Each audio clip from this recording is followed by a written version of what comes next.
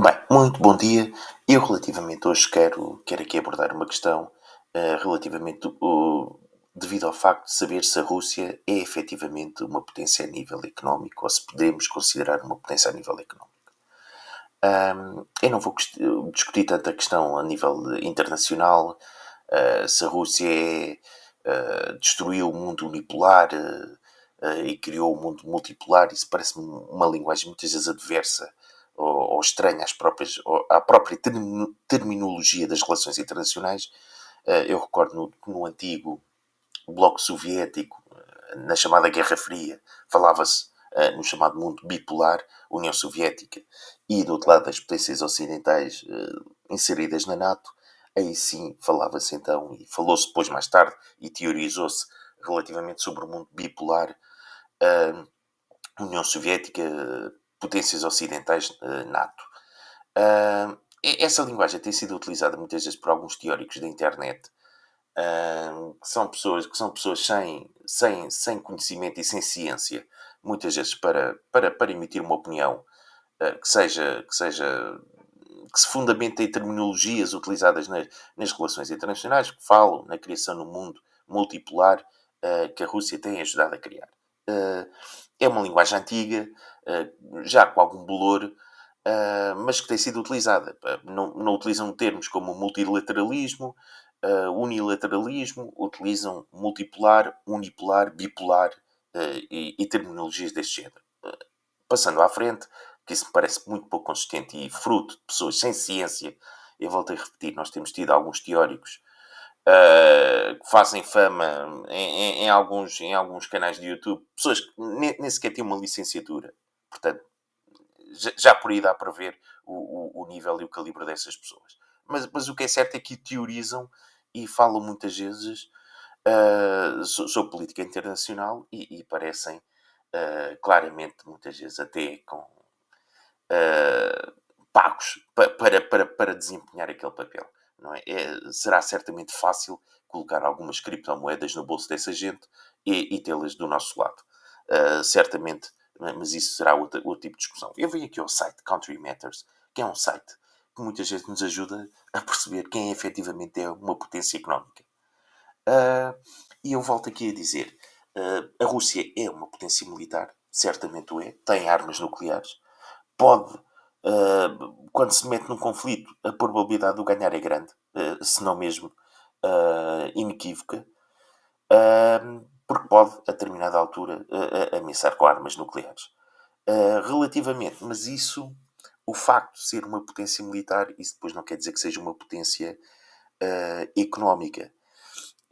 Não é uma potência económica e é uma potência que muitas vezes é um país que muitas vezes está dependente em determinado tipo de setores de bens tecnológicos que venham de fora.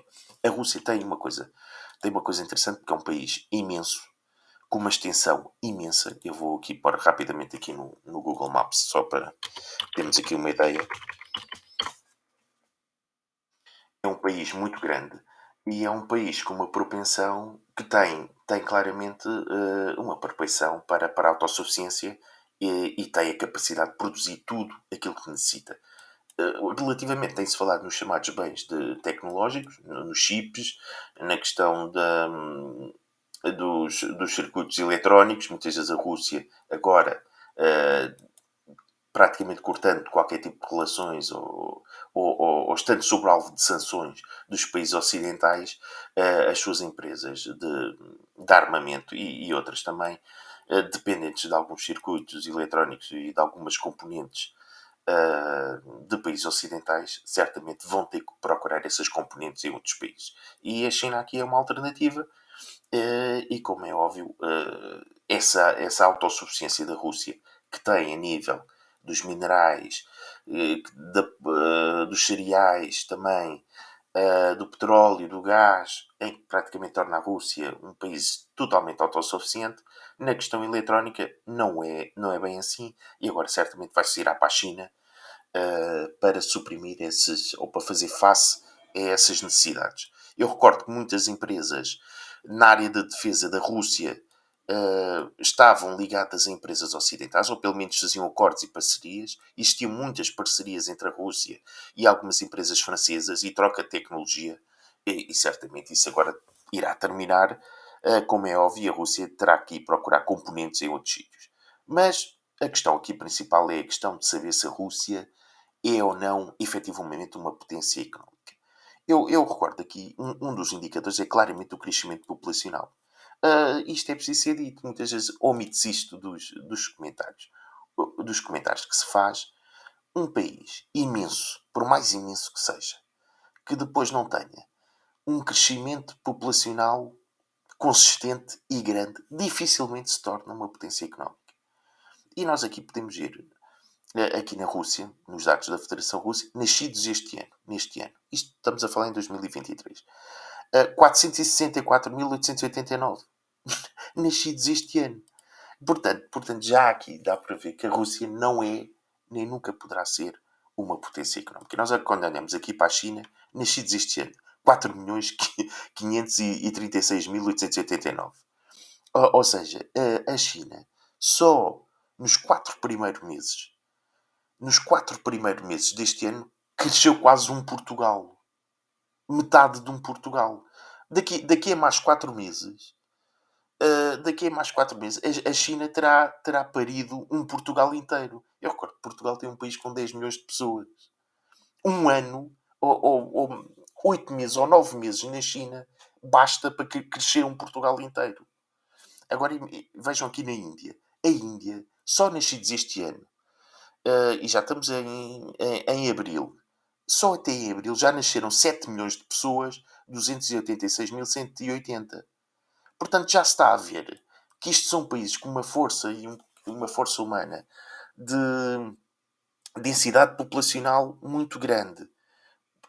Produtores de mão de obra, pessoas que serão certamente qualificadas no futuro, de força de trabalho imensa, que a Rússia não tem. A Rússia é aqui um país pequeno com 464 mil nascidos. Portanto, digamos assim, a Rússia, por mais autossuficiente que seja, é um país que tem todos os recursos que necessita, gás, petróleo, indústria militar avançada, está dependente das componentes eletrónicas, é um facto. Também tem os cereais, é totalmente autossuficiente, mas depois, se não tiver a força de trabalho suficiente para colocar o país a crescer, inovar, opa, isso não adianta de nada. Entende? E a Índia e a China são dois monstros. Nós, quando olhamos aqui para alguns dados económicos, eu socorri-me aqui do livestream 07, que diz aqui o tamanho do PIB em dólares.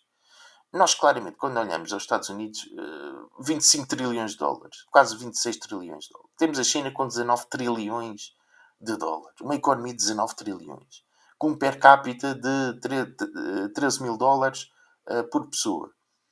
Temos aqui a Índia com 3 trilhões de dólares, 3 trilhões de dólares, de uma economia com este tamanho, em termos de GDP, de PIB nominal. Depois nós temos aqui a Rússia, que é uma economia de 2 trilhões, não é? Em termos de dólares, de PIB nominal. E, portanto, nós estamos aqui a falar de uma economia do tamanho do Irão, que vai ser ultrapassada pelo Brasil, certamente. Uma economia que está atrás do Canadá, está atrás da França, está um bocadinho à frente da Espanha e do México e da Austrália. E provavelmente vai ser ultrapassada pela Austrália. Portanto, estamos diante de um país que tem uma economia ao nível de uma Austrália, ao nível de um Canadá ou de uma França. E, portanto, tem, para além de mais, um PIB per capita relativamente baixo, de 14 mil dólares. Eu recordo que o PIB per capita de Portugal é muito maior que este, não é? Nós estamos a falar de países com salários mínimos baixos, que rondam os 300 euros, coisas do género. Portanto, nós estamos a falar de um país que não é decididamente um país rico. Eu recordo que a Índia, só para 2030, está previsto ser já uma economia de 9 trilhões. Portanto, nós estamos a falar de países, tanto a Índia como a China, países, como se costuma dizer, de passada larga.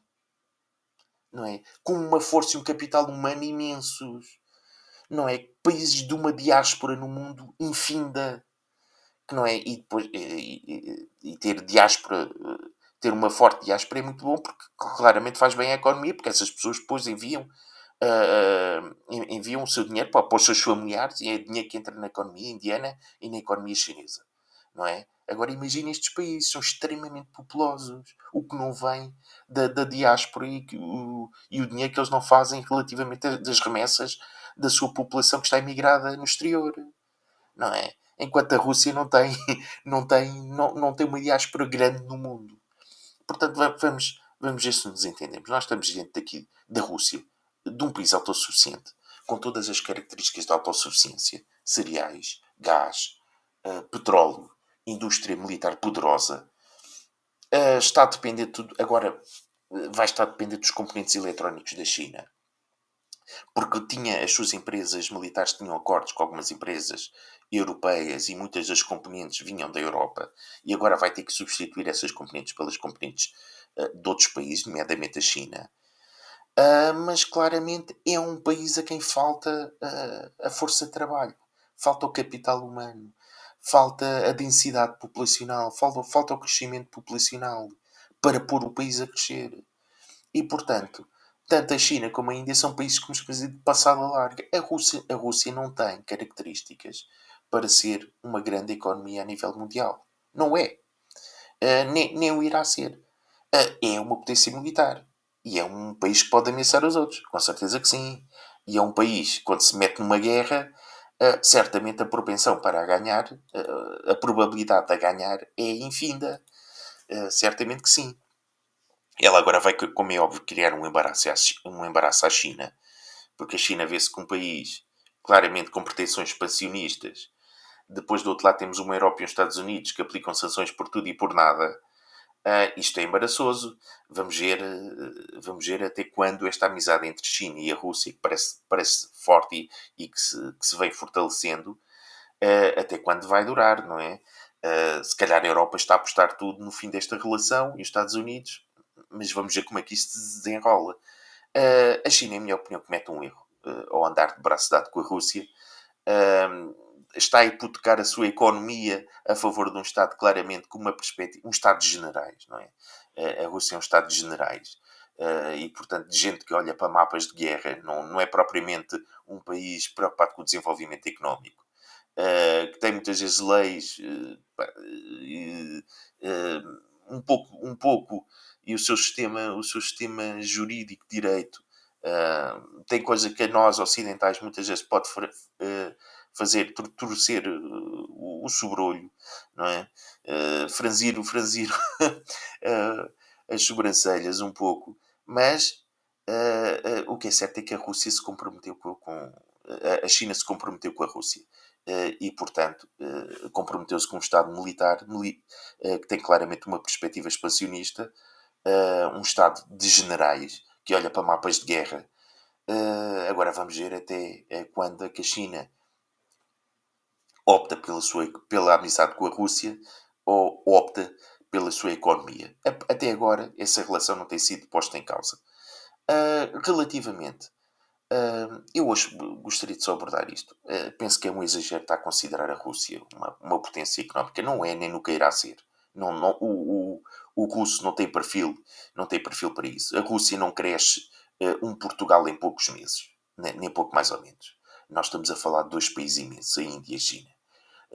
Dois países com capital humano e uma força de trabalho imensa. E portanto, mas a Rússia existe e portanto também vamos ter que conviver com ela. Eu hoje gostaria só de ficar por aqui. Eu depois, mais tarde, irei abordar outras temáticas, talvez com mais. Fiz isto muito improvisado, com poucos dados. Lembrei-me unicamente de fazer de responder a isto agora. Praticamente nem me preparei para estar a falar sobre a Rússia. Irei falar mais tarde sobre a questão de alguns uh, pessoas, bloggers, pessoas que estão nas redes sociais, que são pessoas muitas vezes sem uma licenciatura, sem um pensamento científico exposto, que são teóricos, com uma linguagem muitas vezes avessa às próprias relações internacionais. E claramente pessoas que, quando os ouvimos falar, são pessoas claramente compradas. Nota-se nota-se nota-se automaticamente que aquilo coloca-se umas criptomoedas e um dinheiro por trás ali na conta destas pessoas, e eles ficam do nosso lado. Portanto, não são pessoas para ser tomadas a sério relativamente no mundo da opinião, mas que podem, online e na internet, e no espaço da opinião que ocupam, ter uma opinião importante e podem fazer atender a opinião das massas a favor da Rússia ou a favor da China. Mas é claramente uma opinião comprometida, uma opinião que não é independente, uma opinião que claramente nos deixa antever que a Rússia e a China as compraram bem compradas. Sendo assim, eu por hoje fico por aqui. Eu certamente irei fazer outros vídeos. Muito obrigado na mesma pelo tempo que dispensaram. Continuação, um bom dia. Muito obrigado.